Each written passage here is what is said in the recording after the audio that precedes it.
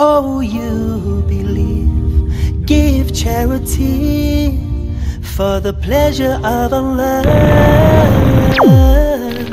the pleasure of Allah. আমাদেরকে 6 নম্বর প্রশ্নটি পাঠিয়েছেন মাজহারুল ইসলাম লালমাটিয়া থেকে।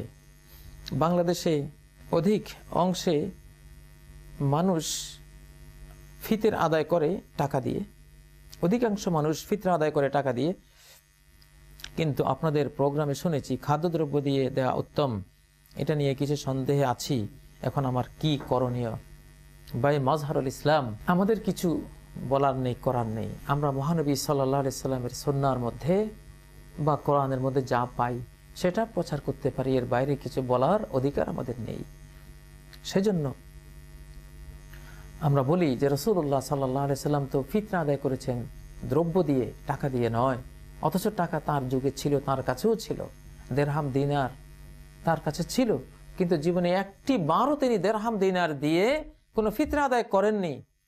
তখন কি এই যুক্তি ছিল না যে দেরহাম দিনার দিলে তো সবকিছু কিনা যায়, টাকা দিয়ে সবই পাওয়া যায়, শুধু কেন পনির দেবেন, শুধু কেন কিশমিশ, শুধু কেন খেজুর, কেন জব, এগুলো কেন? আসলে এজন্য উলামায়ে কেরামের একটি বড় দল বলেছেন টাকা দিয়ে ফিতরা দিলে হবেই না, দেওয়া উচিত না।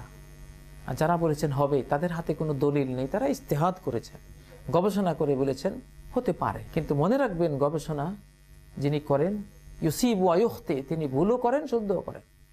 ভুলও হতে পারে, শুদ্ধ হতে পারে, সেটা অনিশ্চিত। একটি ফরজ ইবাদত ফারাদা রাসূলুল্লাহ সাল্লাল্লাহু আলাইহি সাল্লাম যাকাতাল ফিতরি সা'আম মিন শাঈরিন আও সা'আম মিন তুআম।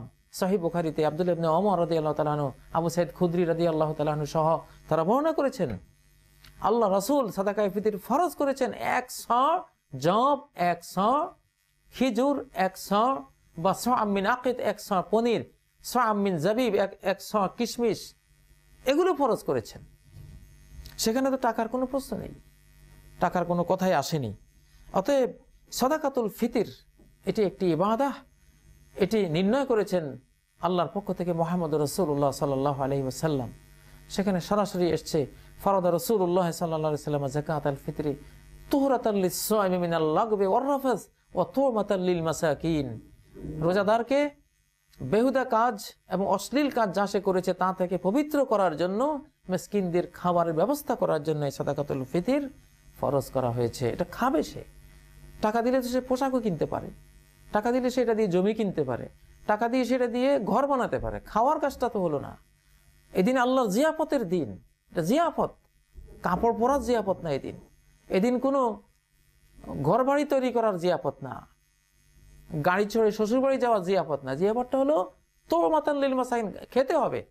ঈদুল ফিতরের দিন আমরা সবাই খাবো, 1 মাস দিনের বেলায় খাইনি, আল্লাহ তাআলা সেই নিষেধাজ্ঞা তুলে নিয়েছেন, জিয়াফতের আম দাওয়াত দিয়েছেন, খাও বান্দারা, আবার অনুমতি দিলাম তোমাদেরকে, দিনের বেলায় খাও। এই জন্য ঈদুল ফিতরে যেতে নবীজি আগে খেয়ে তারপর বের হতেন। প্রিয় ভাই বোনেরা, এখানে খাওয়ার প্রয়োজন, এই জন্য খাদ্য দেয়া এখানে উচিত।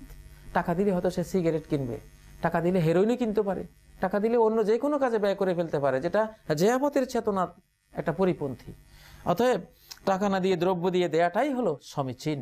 আপনার প্রশ্নের জন্য আপনাকে মোবারকবাদ জানাচ্ছি।